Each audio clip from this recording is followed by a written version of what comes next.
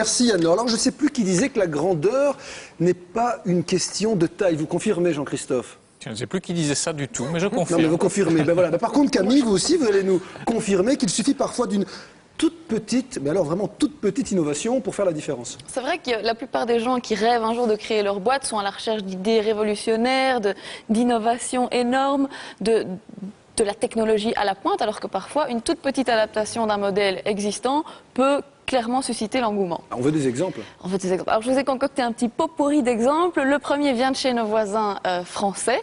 C'est une entreprise qui se positionne comme un concurrent de Kiala, qui est le leader dans la livraison de colis via les petits commerces de proximité.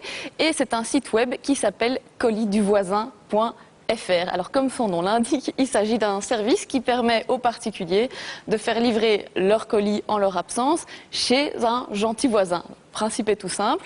Si vous n'avez pas d'occupation en journée, vous pouvez vous inscrire sur le site en tant que réceptionnaute et vous précisez votre adresse exacte. Les gens qui veulent se faire livrer un colis vous repèrent et peuvent vous demander ce petit service moyennant pratique, hein. quelques euros. Alors le prix est laissé à la liberté des parties. C'est hyper simple, c'est tout bête comme idée et c'est en plus d'être pratique, assez écolo en prime, donc pourquoi pas.